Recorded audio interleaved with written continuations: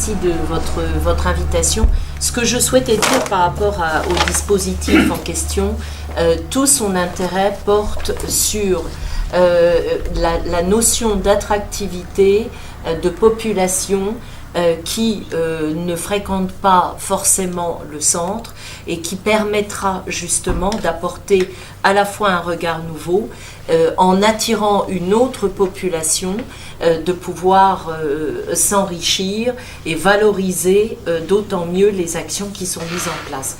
Et outre cet aspect-là, ce qui est intéressant également, c'est la fédération de plusieurs centres sur un territoire comme Saint-Quentin. Nous sommes ici dans un quartier qui est un quartier qui a de gros besoins, je le dis très clairement. Nous nous étions d'ailleurs largement exprimés à ce niveau-là et déplorions le fait qu'il ne soit plus considéré comme quartier prioritaire, mais quartier de veille.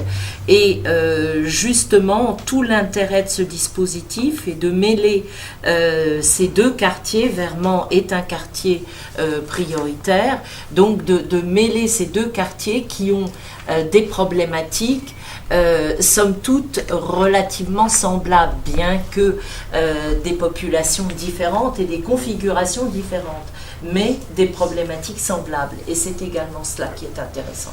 Donc très sincèrement, je ne peux au nom de la ville que nous féliciter les deux structures pour l'engagement qu'elles ont pris au travers de ce dispositif.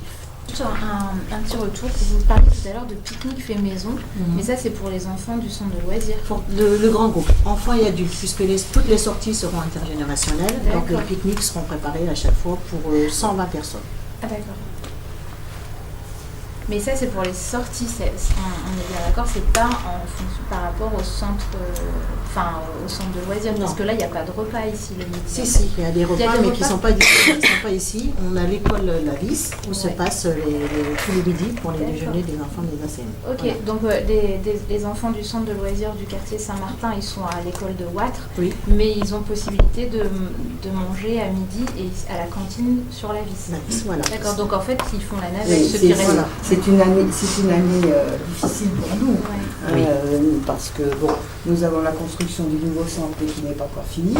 Nous allons avoir la destruction de ce centre qui va se faire dans toute cette période-là. Et là, nous avons encore arrivé à travailler avec la ville pour avoir un seul endroit, c'est-à-dire Jacques Prévert, parce qu'il y a encore 15 jours, on était soit dans le gymnase, soit les enfants ici, les petits là-bas.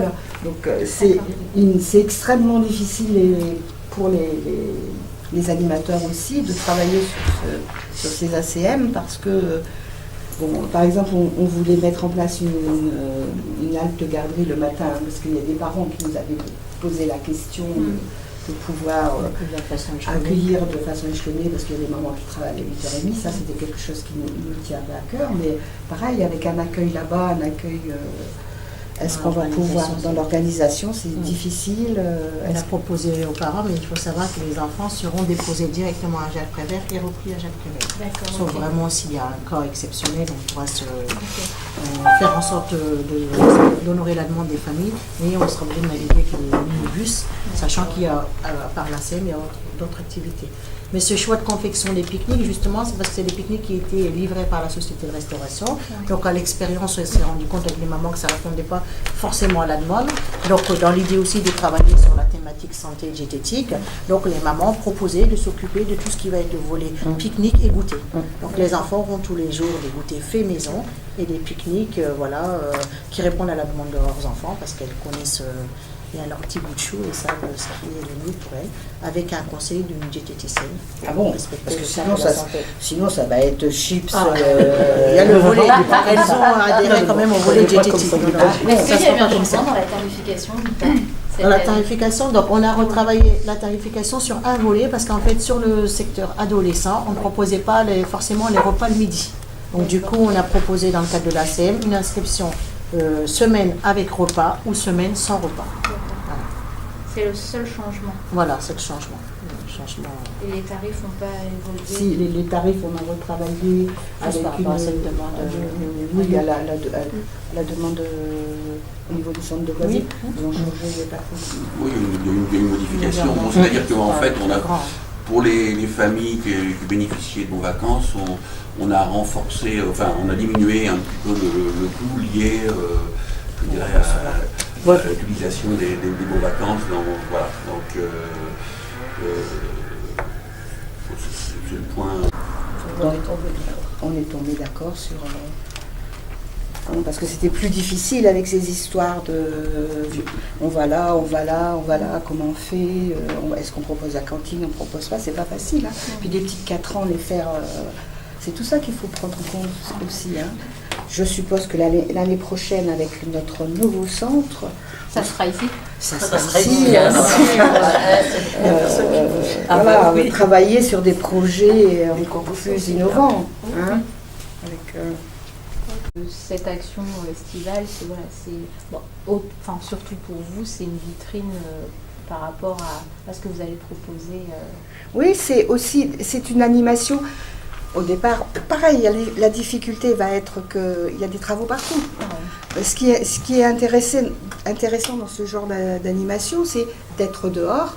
Puis il y a des gens, c'était mon métier, donc il y a des gens qui sont à la fenêtre, qui vont dire tiens, qu'est-ce qui se passe là-bas, il y a de l'animation, tiens, je vais aller promener mon chien, je vais aller voir. C'est comme ça que ça se passe, je vais aller promener mon chien, je vais aller voir ce qui se passe là-bas, parce que l'information, on peut en mettre partout, c'est souvent pas lu, c'est ça qui est dommage. Je vais promener mon chien, tiens, j'ai vu, il y a un concours de voile, et faire que le visuel fasse que des gens viennent aussi, des personnes qui ne connaissent pas bien encore le centre social, parce que dans le quartier en lui-même, il est très grand, Saint-Martin est très grand, avec des populations différentes, mais à l'intérieur des aviateurs, c'est ce qu'on avait évoqué en commission perspective et développement. À l'intérieur du quartier, il y a aussi des publics différents, des quartiers différents. Moi, je sais que je suis allée porter un document là-bas derrière. Là-bas derrière, c'est plus du privé, avec des personnes plus âgées, qui ont... Voilà. Après, vous avez les maisons. Et donc, c'est vraiment, même rien que dans la cité, c'est un public différent. Alors, imaginez-vous aussi pouvoir toucher aussi tout le quartier Saint-Martin, en sachant que la structure centre social ici, c'est d'ailleurs pour ça que la municipalité nous a suivis dans ce projet, c'est la seule structure un petit peu d'animation, d'éducation, voilà. Donc c'est pour ça qu'au départ, quand nous avions pensé le centre social, parce qu'on a été très longtemps association d'animation, en gestion avec la municipalité.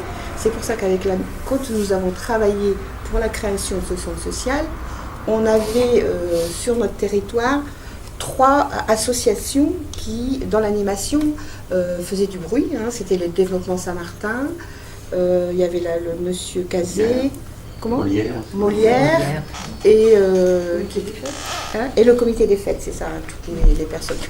Donc on leur avait demandé à l'époque, c'était dans une idée, mais comment le travailler?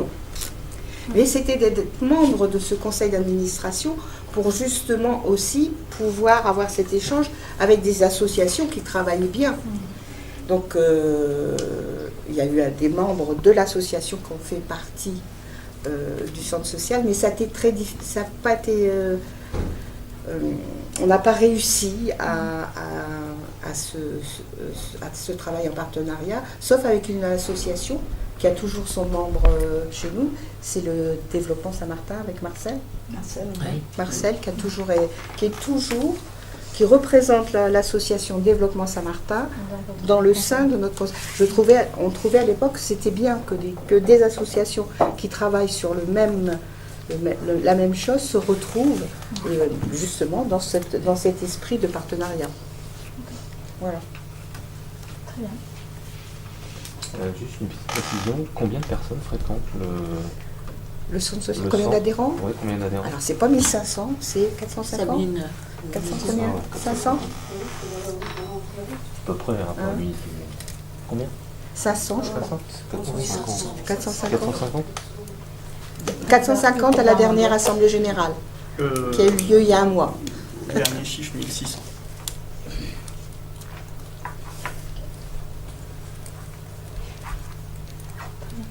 Donc déménagement.